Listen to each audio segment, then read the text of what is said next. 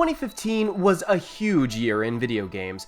I obviously wasn't able to play and review everything I wanted this year. There's still games in my library that I'm excited to try out. So instead of doing a cheesy Game of the Year video where I compare apples to oranges, I thought it'd be more appropriate for me to retrospectively look over my year on this channel. Besides, the title Game of the Year holds no value anymore since the term Game of the Year Edition became an accepted term in video game vernacular. I'm happy to say that most of the games I reviewed this year weren't total garbage. Since I started reviewing games, this was the most fun year I've had doing it. So I guess I'll start with the beginning of my year and work to the end, and hit my highs and my lows, and my favorite games, and the games that disappointed me the most.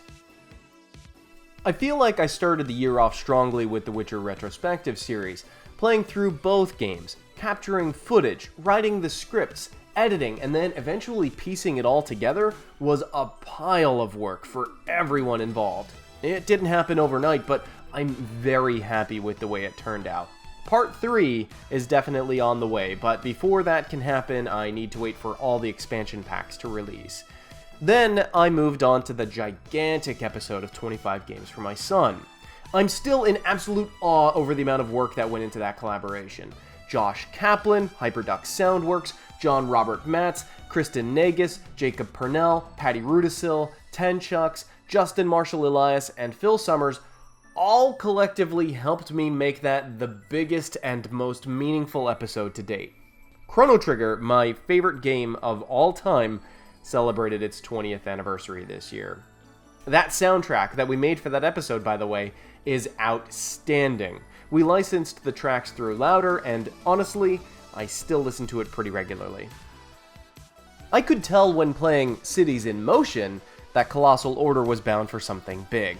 Cities Skylines came out early in the year, and it helped scratch an itch that SimCity just couldn't reach with its last release. Cities Skylines was fun, polished, it was open to community input and modding, it felt complete out of the box, and it was priced to move. This is a no-brainer purchase for city builders and sim fans out there. Thinking about reinstalling that game just gives me cold sweats. Then came Bloodborne, which gave me an excuse to use my PlayStation 4, aside from playing PT. It's easily one of the best games of the year, and it was fantastic to see a game of this caliber released so early in the year. It's tough, but it still suffers from frame rate problems. I wish it had a bit more staying power like Dark Souls 1 and 2, but what it offers is nothing to shake a stick at. You're better off shaking a much bigger melee weapon at it. Ori and the Blind Forest has stuck with me. It's touching, it has beautiful visuals, and hands down it has the best original score of the year. While it looks cutesy to an almost Pixar degree, it's tough and worthy of replay.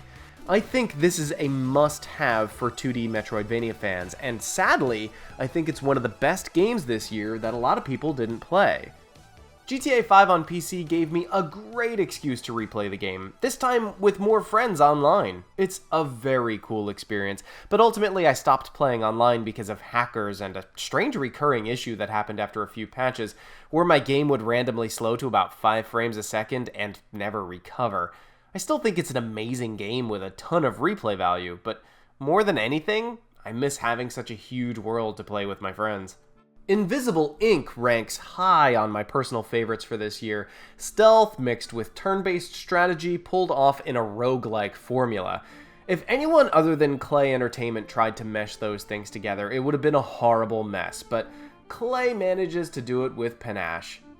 I said in my review that The Witcher 3: The Wild Hunt is one of my favorite games of all time, and I definitely still stand by that. It's a satisfying conclusion to the series so far. Graphically, it looks great. The choices feel like they have real meaning, and it's a big world worthy of exploration. And it's also important to note that CD Projekt Red treats their customers well, and that's a refreshing change from the majority of modern big publishers. There's no tacked on multiplayer, it rewards people who have been following the series so far, but it doesn't punish those who haven't. I truly feel this is a benchmark game for this generation, and it probably will be for years to come. After that, Arkham Knight came out. While I was disappointed with the game, it's not the game that disappointed me most this year. It was still fun if you could get it to run on your PC, but it made me realize that Batman is destined for hopefully, better games in the future. And that led me to making the video Not All Batman Are Created Equal. It gave me an excuse to go through the whole Arkham series again, and I'm happy the way that one came together. I thought it would have gotten a larger reception, but I think a lot of people avoided it because Arkham Knight was pulled from sale on PC, and people wanted to avoid the spoilers. I was wildly addicted to Metal Gear Solid 5. I thought that game did everything right when it comes to stealth gameplay, and there has always been this great competition between Metal Gear and Splinter Cell. That competition obviously was super healthy for stealth fans. I loved Blacklist, but Phantom Pain definitely raised the bar when it comes to stealthy gameplay, but sadly, its story and online components were crap. Who talks about invading other people's bases anymore? And after launch week, I haven't heard peep about Metal Gear Online. Soma was great. It took a nice sci-fi story, set the player in an underwater wasteland, and delivered several good twists. This is one of the must-play games of the year. Certainly, it's not without its faults, but it's one of the best examples of existential horror in any medium. In fact, if you type in existential horror into Google, Soma will appear as many of the top hits. The monsters might have you jump out of your seat once in a while, but the notion of reality and questioning what is and is not human will linger with you long after the credits roll. On a personal level, Assassin's Creed Syndicate was my most disappointing game of the year. Certainly, it was functional and pretty. At times, I can definitely say I had some fun with it, but looking back on it, I get the distinct feeling that Ubisoft doesn't care about taking that franchise into new and interesting places anymore. I've only played the game a few months ago, but aside from the protagonists, I couldn't tell you the names of any of the characters. There were no good plot twists, no fun mysteries to solve. The episode isn't leaving me hanging, dying to find out what happens in the next serial installment. It's disappointing to me not because it's a bad product, but because it's a giant pile of wasted potential. Vermintide caught me by surprise. It's a really fun game. A hack-and-slash first-person version of Left 4 Dead set in the Warhammer universe? Yes, please. And it's at a budget price too. In fact, you could buy Ori, Vermintide, and Invisible Ink together at full price and still pay less than you would for a newly released AAA game. Those 3 games are amazing, and clearly not enough people are playing them right now. I had an absolute blast playing Fallout 4. Is it Game of the Year? No, but that doesn't negate the hundreds of hours of fun I had playing it. Bethesda open world games almost always deliver a great bang for your buck. Many people can never see past the thick layer of Bethesda jank that exists in these games, but I can. After playing through this one a few times, I need to give it a long rest. By the time I pick it up again, I hope to see some expansion packs and maybe some immersion mods to boot. Then came Battlefront. Look, it's fun, it's Star Wars, but it's as deep as a puddle. It's almost terrifying that this came from the same company that made Battlefields 2, 2142, and Bad Company 2. My brother and I still fire it up and play a round or 2 during the week, but we've seen all there is to see, which isn't much. EA's announcement that they weren't planning any content from The Force Awakens is just... it's stupid.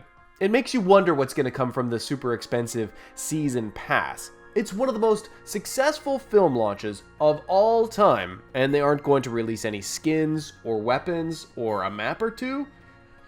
Yeesh. There were other games I reviewed this year, and there were some games I played but didn't review, but these are the ones that stuck with me.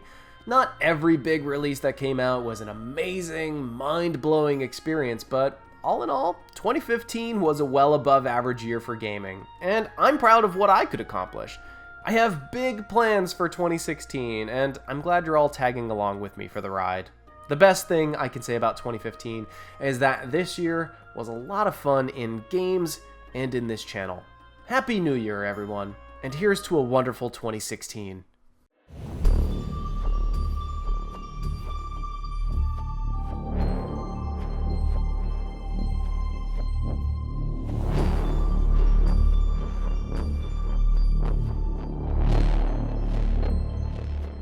This video is made possible through generous fan donations on Patreon.